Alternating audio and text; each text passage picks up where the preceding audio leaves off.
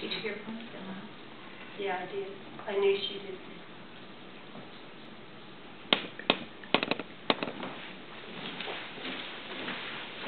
Good evening. Because of a horse's bodily structure as well as its sheer size, they often see trouble when it comes to the birthing process. In order to help this process along, a drug is administered through an IV. The name of this drug? Synthetic oxytocin, aka Pitocin. That's right. The same drug that's given to a 1,000-pound animal is given to a woman to induce labor. Now, God has given women the flexibility, the endurance, and the hormonal balance to handle labor naturally. Yet this drug called oxytocin has become almost routine in the induction as well as progression of labor. Pitocin's effects on a woman's labor, her body, and her newborn can be devastating. Based on my research of Pitocin, I'll bring you information about this synthetic drug that illustrates my concern how overuse of it can wreak havoc on lives.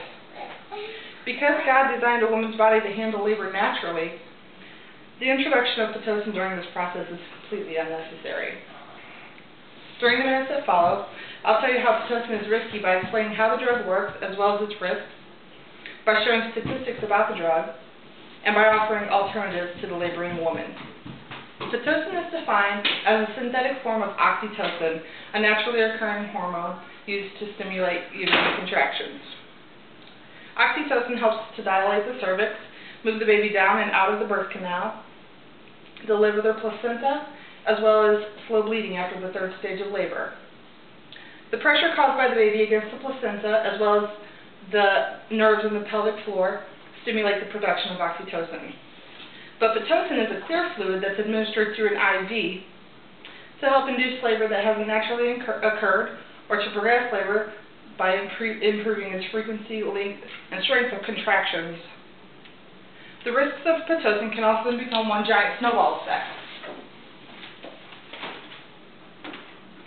All beginning with fetal monitoring. Now, your baby doesn't receive air during a contraction, so the increase that Pitocin has on the frequency and strength of your contractions limits the amount of oxygen that's available to your baby. This can cause your baby to stress, and if medical professionals see that your baby is too panicked, they'll order a C-section. Additional pain is often a side effect of the stronger contractions, which can lead to an epidural. Epidurals often lead to C-sections, or the use of forceps and vacuum extractions, which can also lead to episiotomies. If you fail to progress significantly within 6 to 8 hours of the initial dose of Pitocin, a C-section will be ordered.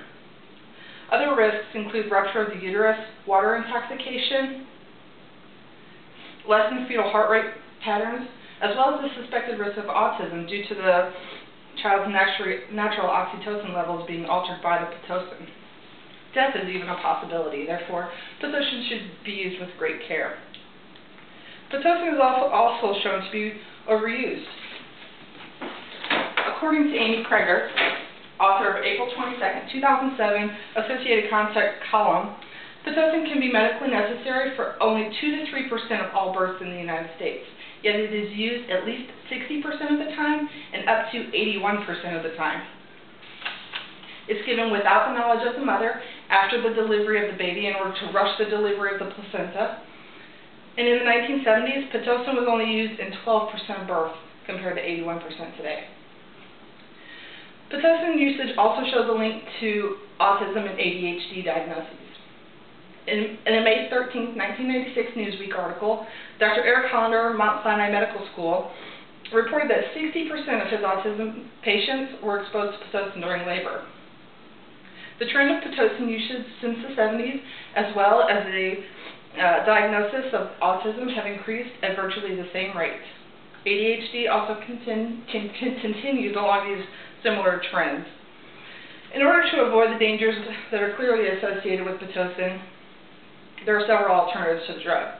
To naturally induce labor, sex can be very effective due to the prostaglandins that are found in semen, which helps to ripen the cervix. Massage and nipple stimulation also trigger the release of a natural oxytocin that's in a woman. Walking can help the baby draw closer into your pelvic region. And castor oil is quite effective by stimulating your bowels into irritating your uterus into beginning contractions. The downside of this is that if your body's not ready for the birthing process, you'll just end up with a pretty mean case of diarrhea and cramping. For the progression of labor, walking and changing positions is the best option, and now available at many birthing centers are doulas, which can help to ensure that your wish is not to use medication, as well as they help with techniques on breathing and changing positions, things like that. Now, clearly the effects of Pitocin can be quite controversial, but because God designed a woman's body to handle this process naturally, I believe this is completely unnecessary. The use of this synthetic drug, which is made to mimic oxytocin, not replace it, has risk to a woman's health, her birth, and her baby for years to come. Now just think about your baby at age 5, ready for school and having a personality all his own. You're there videotaping his every moment. Everybody's happy and healthy. But then imagine your baby at age 5 with autism or ADHD, or you with scars from your C-section, or just memories from a horrendous birthing experience. Or worse, your child could have no mother at all. The risks of using Pitocin are that serious, so please proceed with caution. Thank you.